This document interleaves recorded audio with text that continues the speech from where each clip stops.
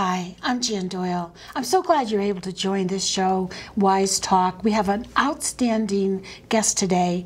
She's been on the show before, and she's coming back again. Padma, welcome to the show. Thank you. I'm so glad you're here. On your first appearance, you talked about flower photography, and if people are interested in seeing this, they can go to BCTV or YouTube and bring it up and watch it. But just to remind people, we have an image coming up on the monitor that shows some of the flower work that you do. Yes. Tell me a little bit about it while he gets it there. Well, I specialize in lightbox photography, photographing flowers for translucency. So the images that you see here, one of them is the cherry blossoms. I cut down the branch, brought it to my lightbox. The other one are the magnolia blossoms that also did the same thing. Mm-hmm. So I started to teach these techniques to people now. And the next image that you see, well, before we get to the next image, I was going to say you came to our camera club to teach that, the New Haven Camera Club. Yes. But you're also going to be teaching at NECCC. What is that all about? So NECCC is a New England Camera Club Council. They have their annual conference at Amherst. And I'll be speaking there about my lightbox photography. And I also have a hands-on workshop there, pre-conference. And not just the flowers, though. I'm also will be giving a demo on how to do Vertorama. Means now, what's that word again? Vertorama? Yes, with it's a V. That's right. It's a Vertorama, V-E-R-T-O-R-A-M-A, short for vertical panorama. Oh, now that's interesting. Yes, yes. And so you're going to be giving another workshop on that, on vertical panorama. It's more like a demo. A demo. Yes, there is a chapel on the ground of university. Yes. So we will be doing a demo there. And then I'll be presenting some of the work and the tips how to do that. Well, I know NECCC is a phenomenal organization that is a nonprofit that brings in 1,000 photographers in the summer. And about 35 photographers speaking there. Yes. Phenomenal photographers, and I'm really lucky to be part of the team. I've enjoyed going there for basically 100 years. But getting back to this show is going to be concentrating on your architectural photography. That's correct. Now, how did you make the bridge from flowers to architecture? Oh, well, my college, my major was civil engineering and architecture. So I never really worked in that field. I moved into IT, mm-hmm. but it always captured my attention to, the colors of the churches. I haven't been to a church actually until I hit 40 years old. That's because you're over 40? Oh my goodness! Oh my goodness! I'm shocked. Thank you. So, and then as flowers are all colorful, same way churches are, cathedrals, they're all colorful. So that's what draw my attention. And then the details of the architecture, the opulence, the magnificence of them. So. Well, I had a chance to preview your images, and you're absolutely right in your description. Now, we're going to go to the first image on... Give me one second. I'm going to show you the next image. So see that one? I will be showing how to do those kind of things at NECCC, and I would urge our audience to definitely check out not only my work, but also check the NECCC website for more information. Okay, sounds good. So we're going to go now to an image that you have on the monitor that you told me was a bad image? A bad image. Okay, now why?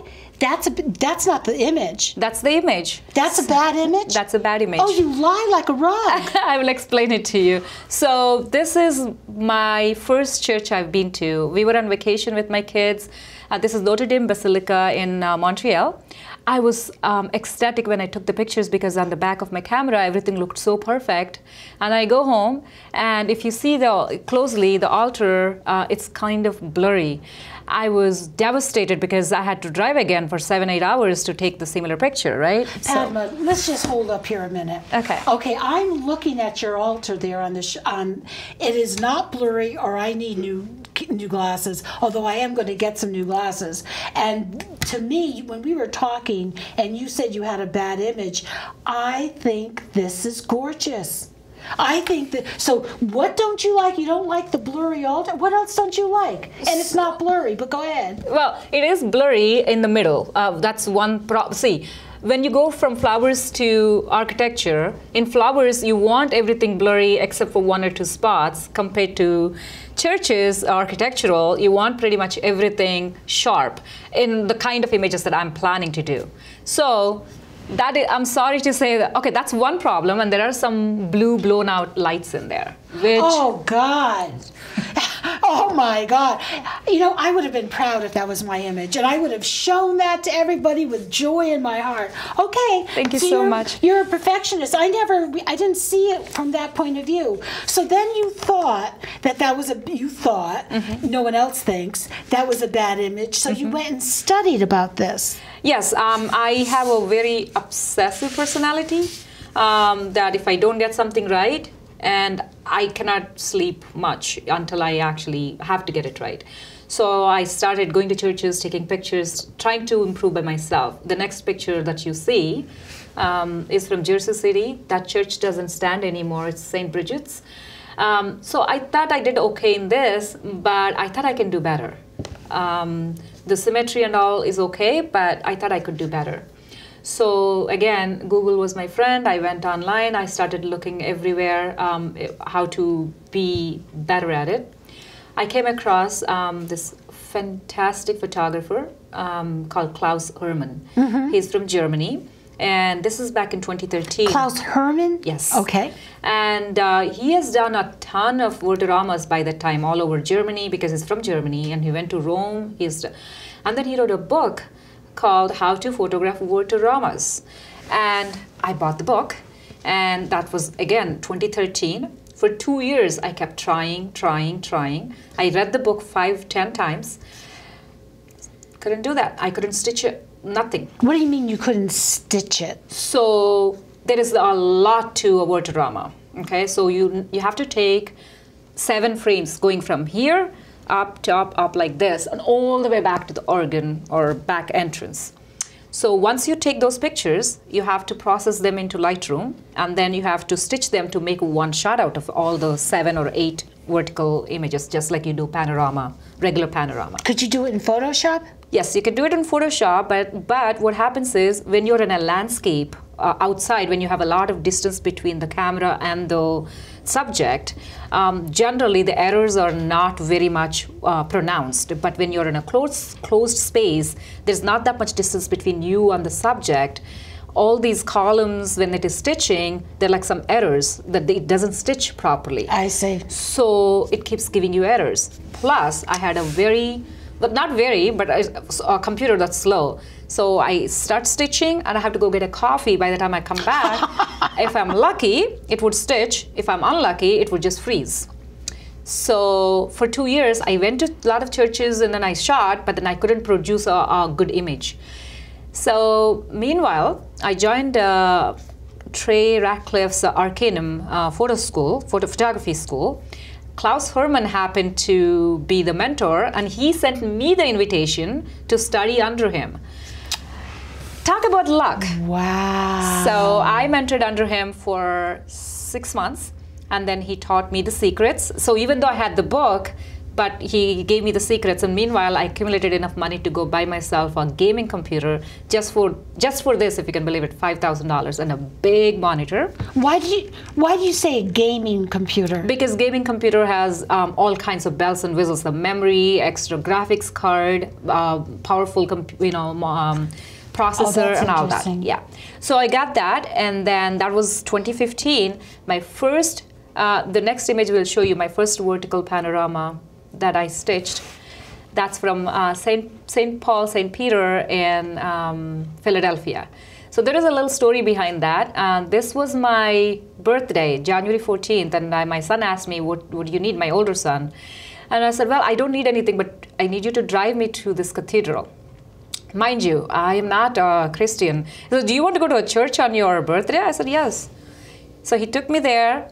I spent about 10 minutes, 15 minutes just sitting there observing, and then I spent another half an hour photographing. I come back. I started working on it. By next day, I had the picture. So wow. I'm really thankful to not only my son and to Klaus, but then that's it. I never looked back. Guess what I did afterwards? What? So in 2016, I went to about 80 churches in the first 6 months. From January to July, I went to 80 churches. How did you find the time for this? Every weekend, Saturday and Sunday, I would drive to New York City or Connecticut or Philadelphia, hunt for churches, and I do my research beforehand. So 4 churches, 5 churches in a day. I would do a whole day. This is all I would do. Church after church after church. And the most productive year for me was 2016 because I went to, that's for first 6 months. And then I started going on these business trips, and then I started more pictures. But I want to show you, the audience, that New York City, you don't have to go to Rome. You don't have to go to Europe. You will see some of these beautiful churches. And my goal is to introduce a few churches to our audience so that they can see how beautiful the church is in New York City. Look at this one. This is Holy Redeemer Church in downtown New York City. That's gorgeous. The colors, look at the colors. I mean, the whole thing. It's just gorgeous. I was there just before they opened the church, and I was just standing outside for them to open the doors for me. Oh, the Holy Redeemer Church? Yes. Now, that's on Fifth Avenue, or? Somewhere in downtown. I just put everything in my GPS and I just start driving. I don't know where it is. Have you been to St. Patrick's on Fifth Avenue? Oh, I have a story behind that. I've been there. That's another tip I want to give our audience. St. Patrick's Cathedral, never shoot on a regular day because there are people going in and out and in and out. So I was there 2018, January 1st, 6:30 in the morning. The whole city was sleeping after New Year's Eve celebrations. I was there knocking on their doors, and then I got 2 people in my picture. That's it. Wow, you are dedicated, and you are obsessive. I am. Wow. I am, and I want to also say one more thing. I'm generally modest, but in this case, I want to say that if you're not obsessive about a skill, you won't develop it. You have to think about it all the time. I bet you know. Yeah, I do. There are some things that are always on my mind. Yeah, so if you don't do that, you cannot. And most of the Christmases that I spent photographing churches, because I don't celebrate it, so I can actually see other people celebrating it by going to various churches. One Christmas, I went to Albany, and I photographed 4 churches. And then another Christmas, I went to Harrisburg, Pennsylvania. I knocked on the door. The priest was very angry with me because he gave a sermon until 12:30, the midnight sermon, and he was getting ready for the next one at 8 o'clock, and then I knocked on his door at 6:30. It's a small church, so he was very angry that I disturbed his sleep. But he opened the door and he told me, go have fun, and then he went back. He was very so, yeah. But you know, you are right about something, that there are some things that I always constantly think about and trying to improve and get better at and read about, because it'll just make it a little bit better. Yes. That's interesting. And I didn't draw that parallel to what you're doing. So maybe I'm obsessive too. Yes. Yes, I can. Every artist, in my opinion, is obsessive. Every successful artist has to be obsessive, otherwise he or she will not be successful. Isn't that interesting? That's kind of like my real takeaway from this. All right, so now the next image we have coming up is St. Casimir Church. That's in Yonkers. Yonkers has about a few, like 5-6 churches that are absolutely beautiful. I didn't bring all of them in this because we'll be talking about it for the whole day. And the next church is St. Jean, also from New York City. I just want to showcase that you can, if you look at here, it's not the same one. No, it's not the same one, sorry. Okay. And then we have, next one is Co-Cathedral. I have to say, I'm looking at these pictures, and they're all incredible. And my church is the Congregational Church, and they're extremely plain. You know, that's just how the Puritans were. Yeah. But your pictures, there's such beauty in them. There's just such beauty that I'm just not used to seeing. Do you ever take I realize you're doing the whole image, but do you ever just focus in on certain parts of the image? Yes, I do. So Worderamas are just not the things that I do. I also take my fisheye lens and then I go do fisheye stuff. And then I sometimes I take my macro lens and then work on little details of any kind of ornate carvings or any special stained glass window, that kind of thing. Stained glass windows are beautiful, yes. But the reason behind I do this kind of work is because if you look at this part here, right, it's just the altar. But then there is so much to a church than just the altar. But I want to showcase the whole thing in one frame. How do I do that? By doing the Vertorama. Now you see the altar, you see the ceiling, and you see the back organ, everything in one frame. So that's my objective in doing that, you know, like showcase the whole thing, right? Well, your vision is obviously coming through here, and I liked how you said that when usually you just get that, and it just doesn't do the subject justice. Exactly. So if you want to get an idea of how the church would look like, if you look at this, it's, you know. I didn't think I was going to be that personally connected to this type, and I'm thinking, oh my God, I'm going to have to get my camera out again. Yes. Because I haven't been taking that many pictures, but when I look around here now, I see a lot of details that you would concentrate on those details, perhaps. Yes, yes.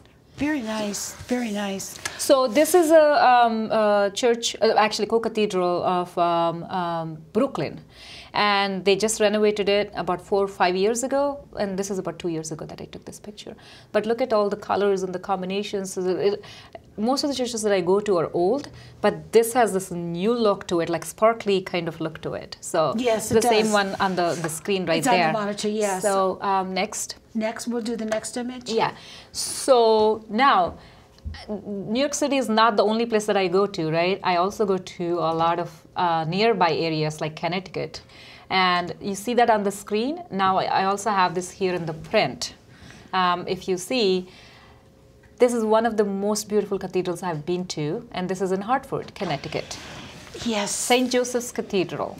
Our camera club just went there recently, and it's so interesting because most of the viewers are going to see this in Connecticut. And I like your comment that you've been to 100 churches, and this is one of the most beautiful. Oh, by the way, I've been to 400 in 400? By now, yes. Oh my goodness. Yes, yes. So I'm sorry, I interrupted you. You were saying about St. Joseph's. So look at the windows from floor to the ceiling, and I was actually in the choir loft. So this is another tip that I would like to give your audience, our audience, that if there is somebody in there, custodian of the church, ask them if you can go to the choir loft, because then your perspective changes because you're at a higher level than the eye level.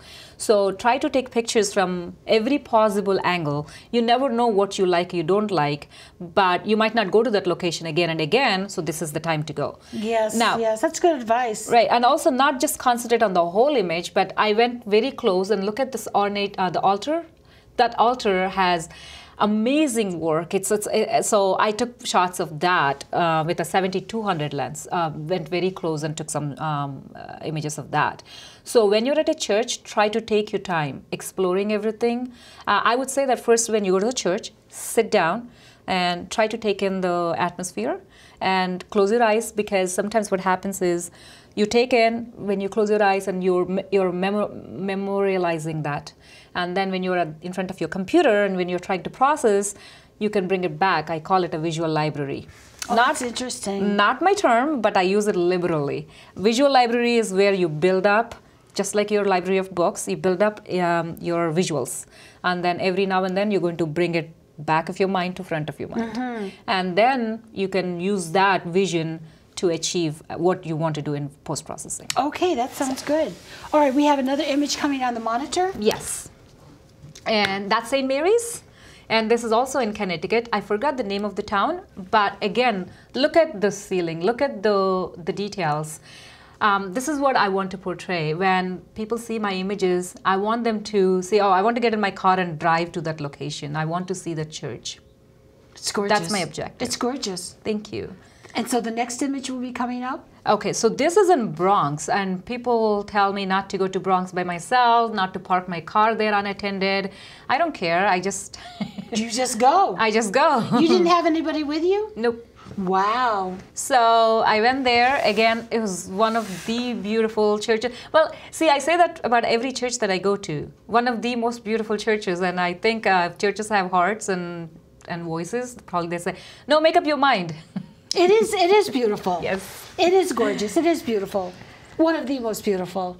All right, we have another image coming up. So I want to tell a couple of things that I am not limited to just churches and cathedrals, and I will go to any place that invites me or welcomes me. And so this is one of the examples. This is in Abu Dhabi. It's called Grand Mosque, and so I went there. There were lots of visitors, but then it's some of the area is cordoned off so that I have the place to stand to photograph it.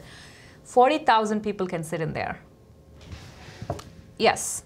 And the image doesn't do justice. You have to go in there to see it. Now, the director just came into my ear, and he said, when you said that 40,000, he goes, oh my God. We're both amazed. Yes, 40,000 people can sit in that.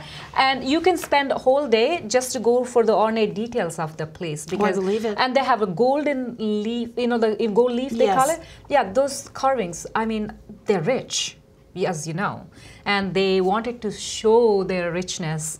And they also had architects coming from all over the world, not just from India. They have from India and Persian architects specializing in Persian art.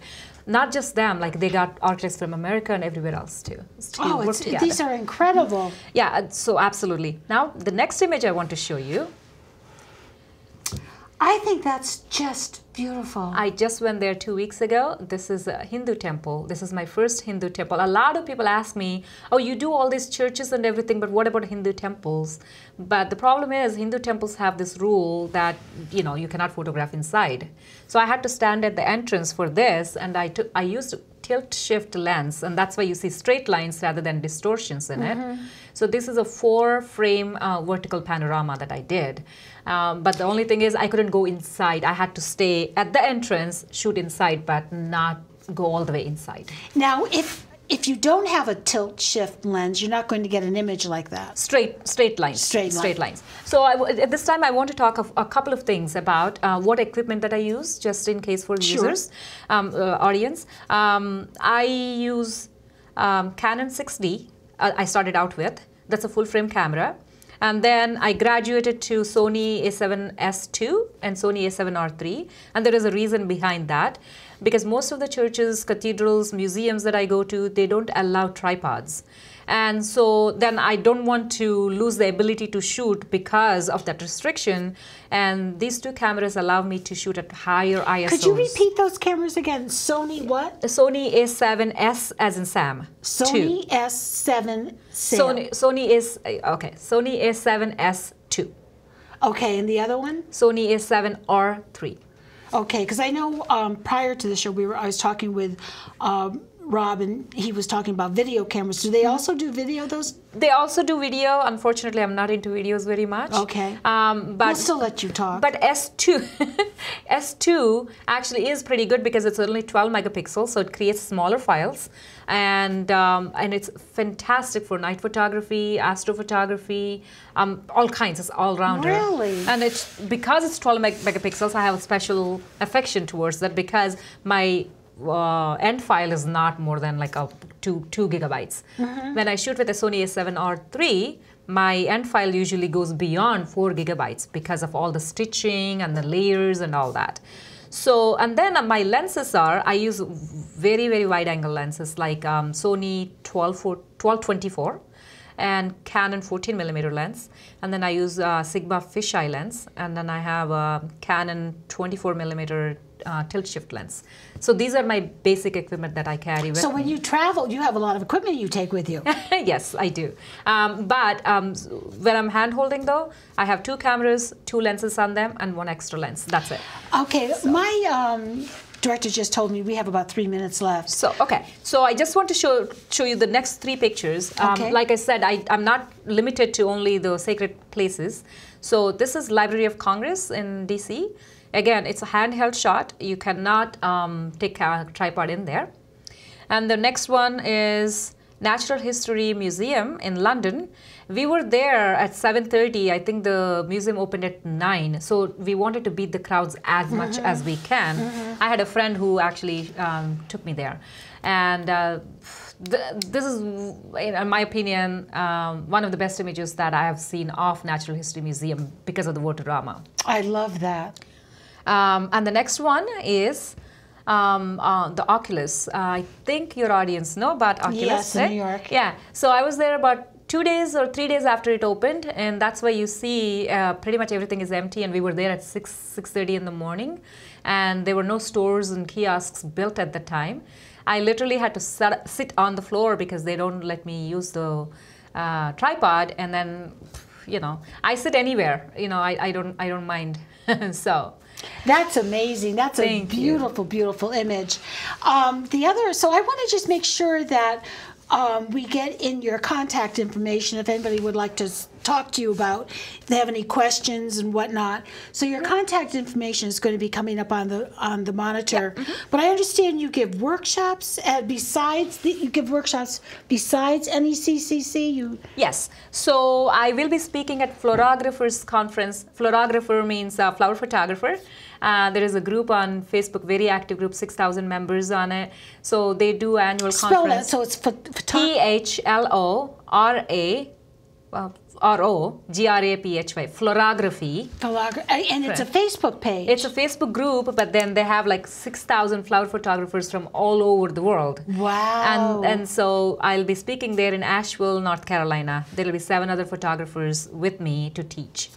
And then I will be speaking at the annual macro conference of Mike Moats in Ohio in October.